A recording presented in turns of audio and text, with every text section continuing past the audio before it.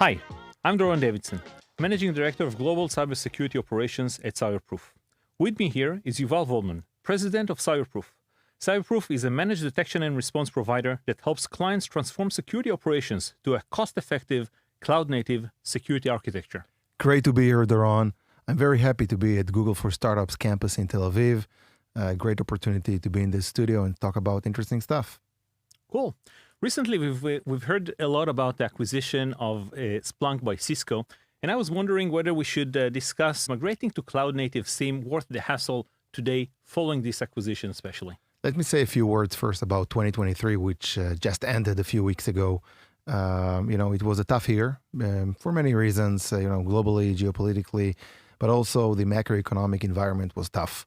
Tough for companies, tough for publicly traded companies, tough for CISOs. They had to manage a tighter budget in a longer sales cycle and also with the tough regulations. The SEC went out with the 4-day notice of sharing with the investor and the public, investors' audience and public, information about the incidents that are taking place in their companies. And that added a lot of pressure. In that context, looking at the acquisition, the Splunk deal being acquired by Cisco, probably the biggest cybersecurity event from business perspective in 2023, that kind of struck me because, it brought me back to many discussions that I had with CISO over 2023 and now in the beginning of 2024 about their pain points. And I think we should definitely speak about that as we move forward with this chat.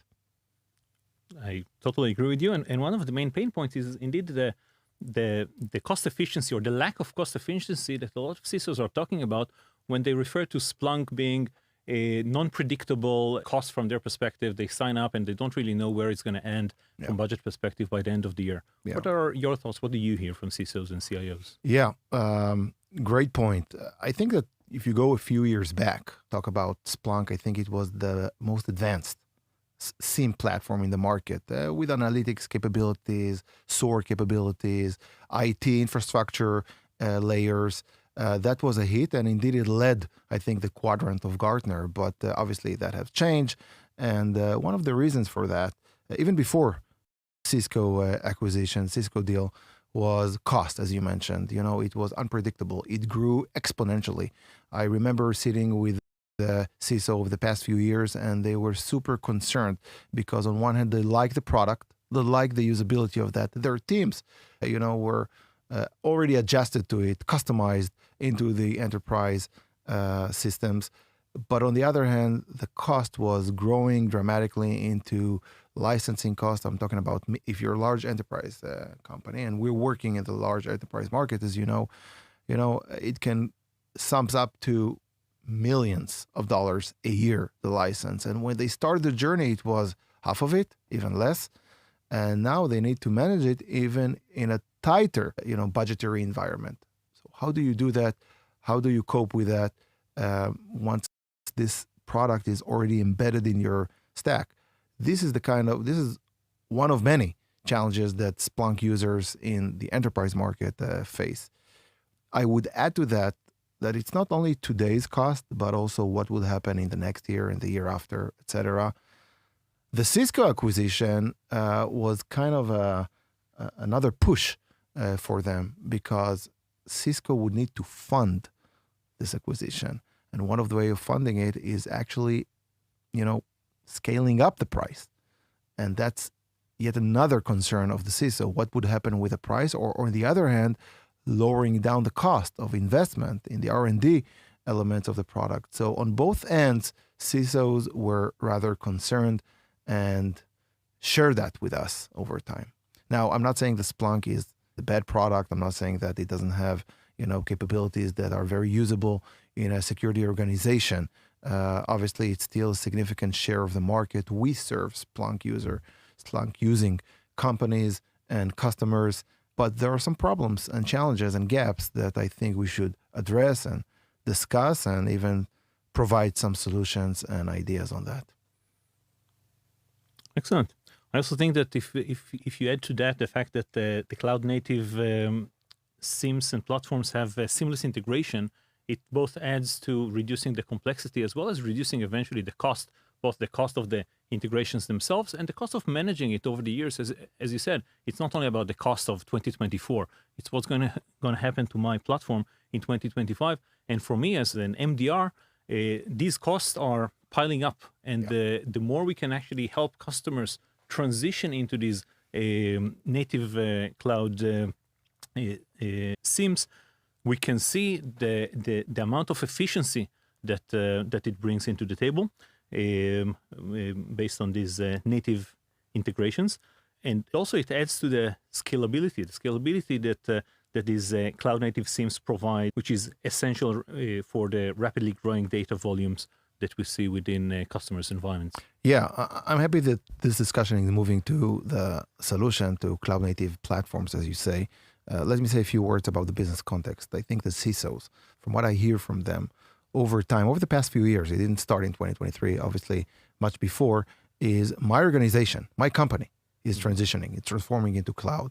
It's not only the security stack, and I need to follow, I need to adjust. The sources of data, the log volumes are growing dramatically, and we need to manage it carefully in a cloud migrating environment, business environment. And the CISO has become more and more important figure in the C-suite. Is not only he or her, they are not only communicating with the CIO or the CEO or the COO or the CFO, they have direct communication with the board, and not only with the audit committee in the board, rather with all the board members.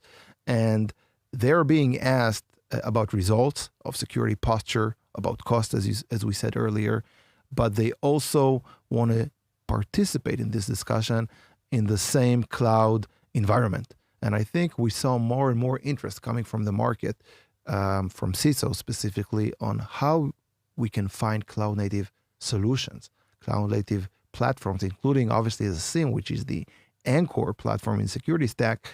And this is how they came to us, to Cyberproof, because we're experts, obviously, in cloud-native platforms.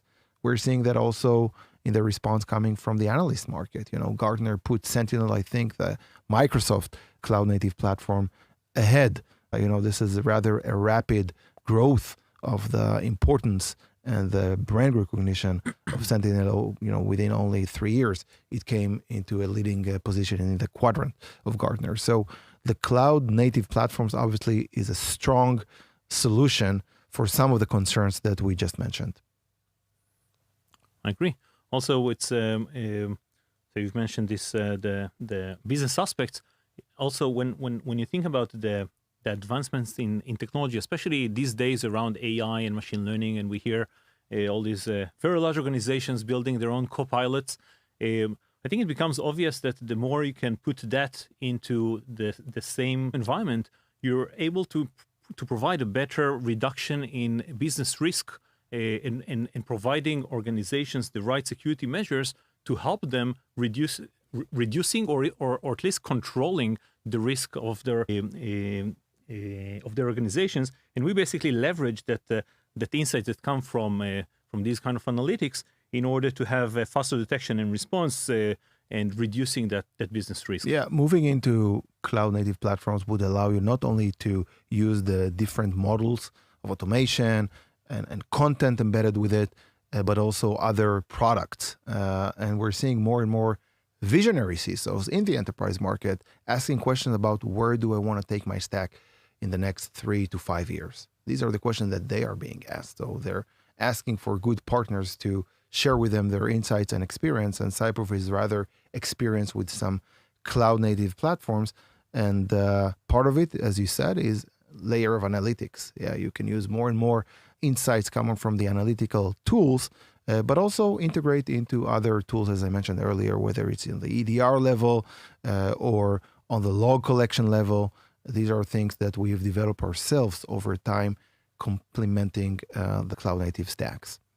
Do you hear board members proactively asking about how AI and analytics can help them reduce their business Absolutely. risks? Yeah, I think both of us actually, a few days ago, last week, we heard a prominent US-based board member speaking about, this is what I want to hear from the CISO. I mean, that person specifically asked for many explanations and many topics to be discussed, but specifically on Gen AI, how do you protect yourself from these new tools, in marketing team or HR, they start using Gen AI engines. Well, what does it do in terms of vulnerability to the security of the organization? But also how you, as a CISO, how can you use this kind of tools in order to improve your security posture? So Gen AI is a revolution, cross geos, cross industries, cross functions. Obviously, every board member wants to know not only on security, but also security, what would be the effect? Yeah, we hear it a lot.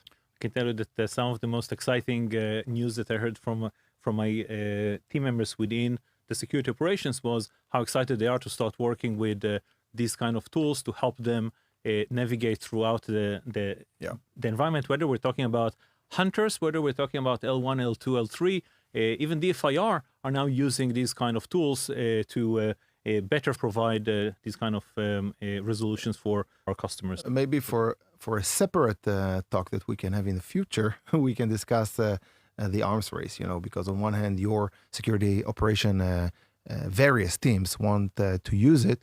On the other hand, some threat actors are trying to use that as well, who would be using it better and faster, the adoption process and leverage.